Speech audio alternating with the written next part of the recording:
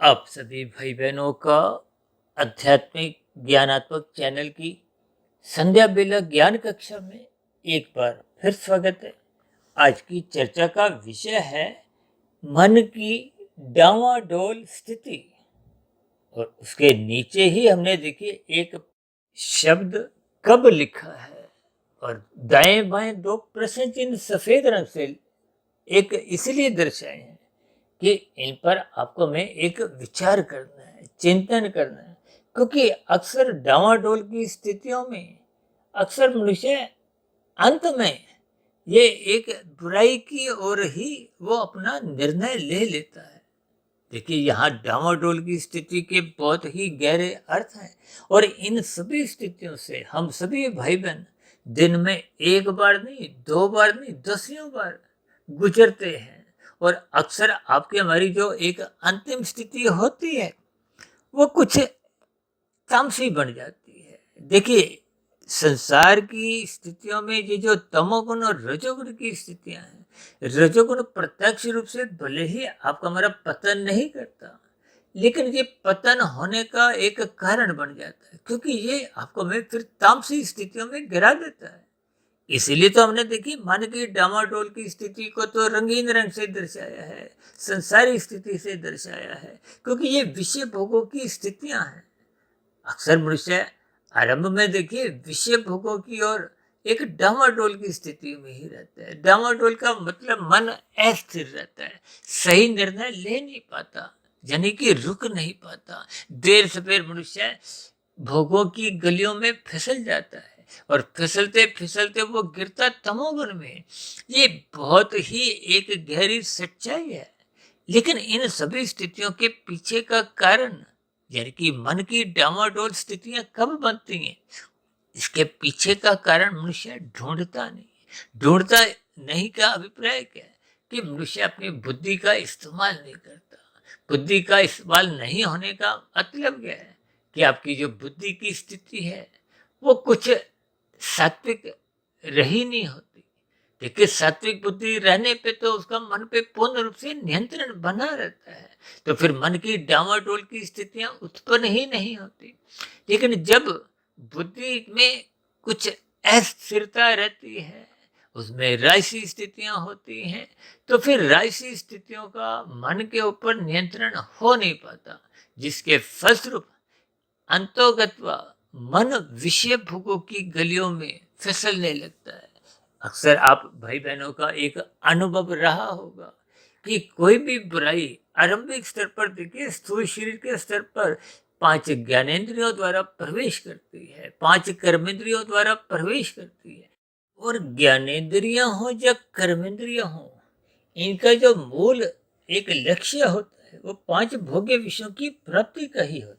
और भोग्य विषय के गंध, रस, रूप, स्पर्श और शब्द, इन सभी स्थितियों में देखिए 5 ज्ञानेंद्रियां, ये नाक गंध का सुख भोगना चाहती है, जिह्वा रस का सुख भोगना चाहती है, आंख रूप का, त्वचा स्पर्श का और कान शब्द का।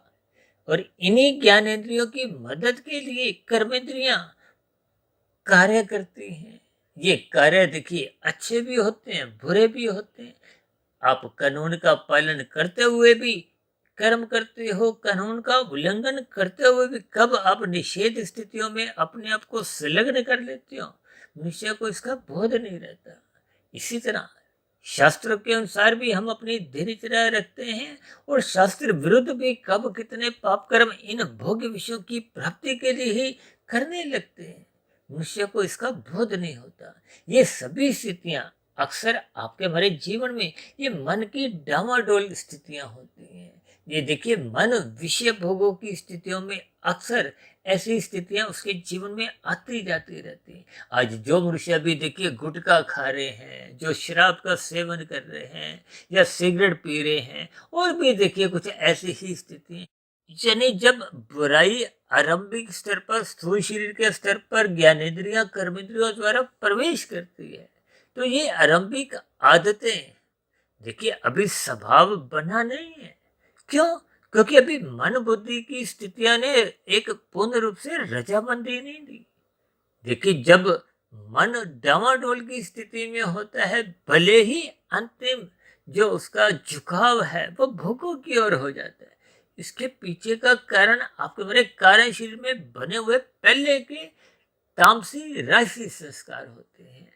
उन सभी स्थितियों में उनका वेग कहो, उनकी एक बाध्यता कहो, वो मनुष्य को भोग विषय करने के लिए धक्का देते हैं। देखिए, इन सभी स्थितियों पर जब तक मनुष्य बुद्धि की लगाम द्वारा मन की डावाडोल स्थितियों पर नियंत्रण नहीं पाता, तब तक आपके हमारे जीवन में, सभी के जीवन में कुछ ऐसी ही स्थितियां बनती रहती हैं, बिगड़ती रहती हैं। देखिए, बनना एक राजसी स्थितियां हैं और बिगड़ना ये एक तामसी स्थितियां हैं।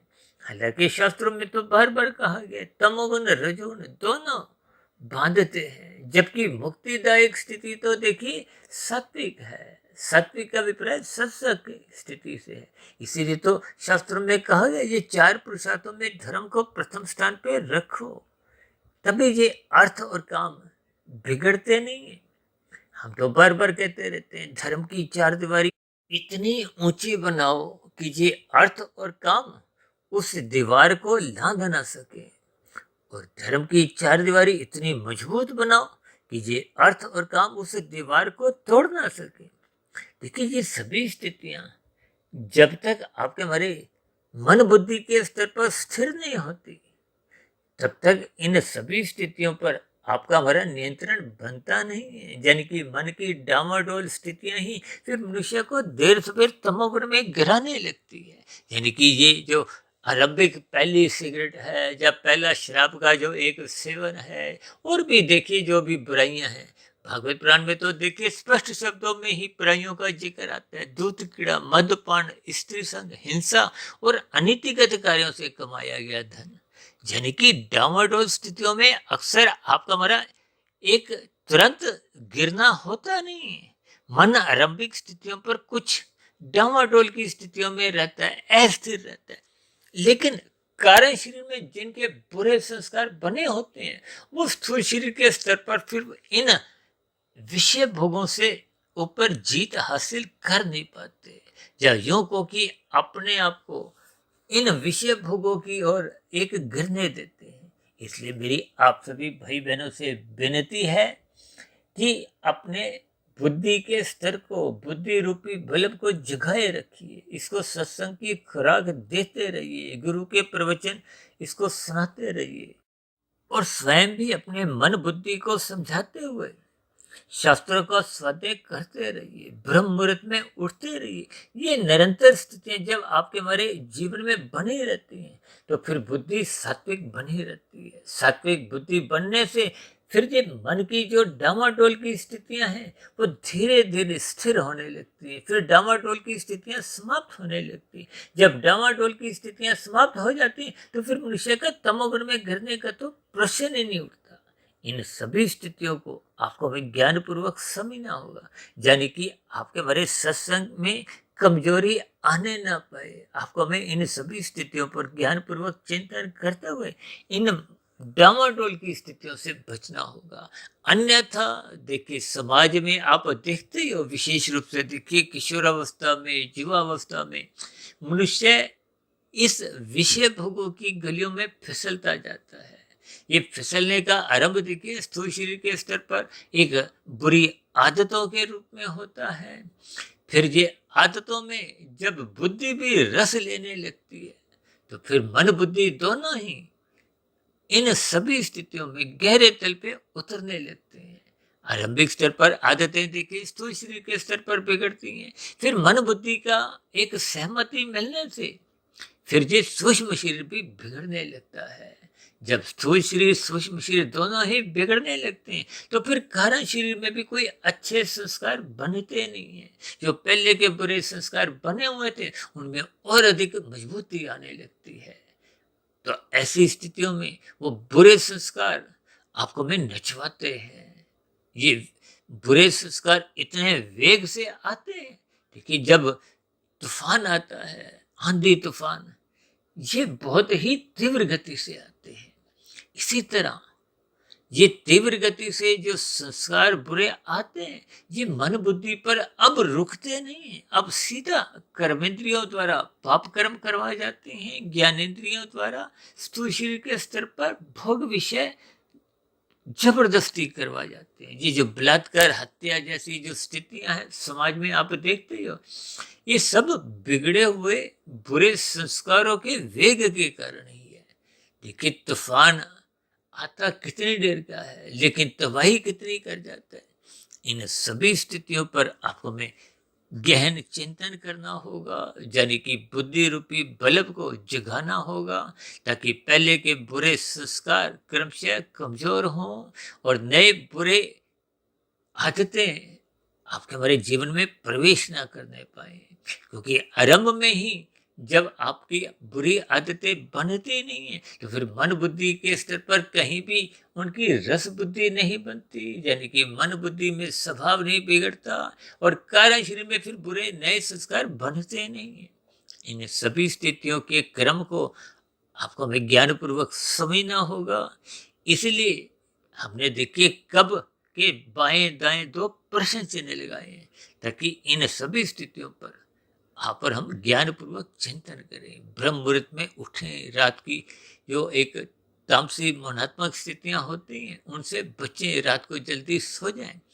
इन सभी स्थितियों को निरंतर जब आप और हम एक दिशा देते हैं, तो निश्चित रूप से आपके हमारी फिर स्थूल शरीर के स्तर पर आदतें बिगड़ती नहीं है, यानी कि आरंभिक स्तर पर ही बुराई को समाप्त कर दिया जाता है, तो फिर उसकी जड़ें सूक्ष्म शरीर कारण शरीर में फैलती नहीं है। तो ऐसी सभी शुभ स्थितियां हम सभी भाई बहनों के जीवन में भी बनना आरंभ हो। इन्हीं शुभकामनाओं के साथ चर्चा विशेष को अब यहीं विश्राम देते हैं। कल सुबह फिर मिलते हैं ब्रह्म मुहूर्त ज्ञान उपदेश कक्षा में। तब तक आप अपने आध्यात्मिक मित्र सुधीर भाटिया फकीर को इजाजत दें। आप सभी भाई बहनों को बहुत बहुत शुभ रात्रि और मन की डामाडोल स्थिति पर नियंत्रण पाने के लिए, बुद्धि को सात्विक बनाने के लिए, विवेक शक्ति जगाने के लिए, ब्रह्म मुहूर्त में उठने के लिए मेरी ओर से बहुत बहुत शुभकामनाएं। फिर भी चर्चा संबंधित कोई बात आपको समझ नहीं आई हो या कही गई बातों पर आपकी किसी प्रकार की कोई शिकायत हो, तो आपके प्रश्नों का, सुझावों का और शिकायतों का नीचे दिए गए कमेंट्स बॉक्स पर सदा ही स्वागत है। इस चर्चा विशेष को ध्यानपूर्वक सुनने के लिए आप सभी भाई बहनों का बहुत बहुत धन्यवाद।